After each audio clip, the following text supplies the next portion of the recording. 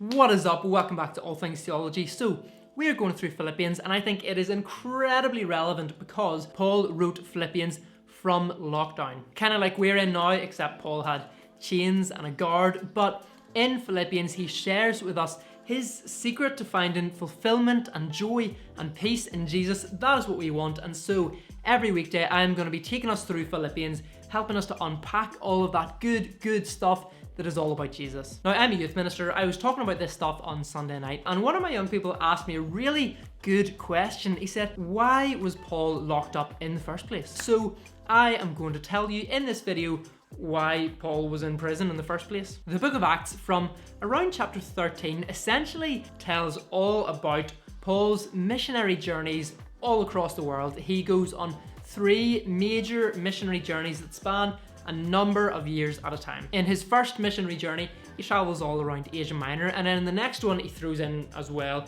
Judea and Samaria and Greece and Macedonia before his third missionary journey, where he hits them all again before heading off to Rome. Nearly everywhere he goes, a similar enough pattern is followed.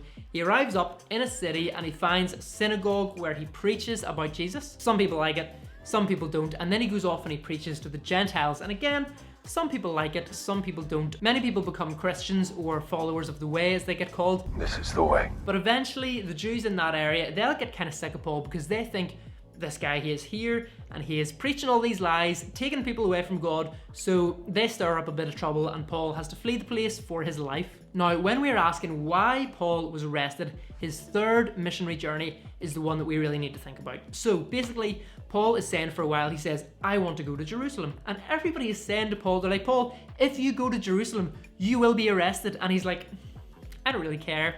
God's telling me I gotta go to Jerusalem, so I'm gonna go to Jerusalem. Well, sure enough, he goes to Jerusalem, and what happens? People have heard of him there. They think he's a troublemaker. His reputation precedes him, and so he arrives and he's like, okay, I'm gonna try and appease these people, get them to chill out a bit. And so he goes to the temple to perform some sort of ceremonial cleansing, but earlier on in the day, he is seen walking around the city with this Greek guy called Trophimus.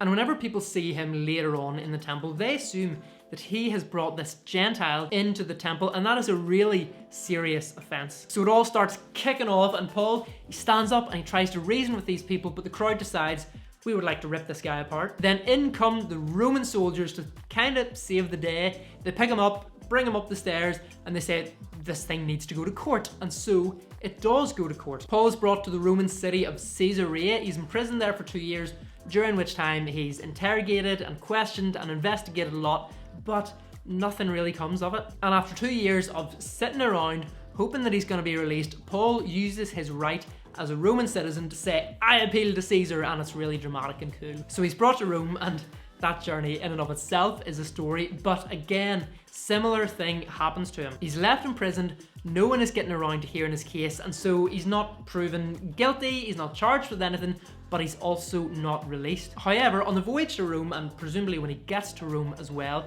he earns a lot of respect from the Roman officials. They probably quite like this guy, and so instead of just throwing him in jail as they would normally do to someone, they actually let him rent out a house and they kind of lock him up in chains in the house. So he's still imprisoned, he's got a guard there watching him, but people are allowed to come and go, they're allowed to come hang out with him, talk to him, and obviously he's going to preach Jesus. And so because of that, he has an enormous impact on the city of Rome. You've got elite guards, you've got palace officials, you've got just so many random people in the city coming to faith because of the ministry of Paul. And so that is the context in which Philippians was written. That is what was going on with Paul, and understanding that is going to help us understand Philippians a little bit better, as well as perhaps appreciating that this was a real guy going through some real stuff, and he has got some real lessons for us coming into lockdown 3.0. Thank you for tuning in, everybody. I will be back on Friday for one final dose of Philippians context before,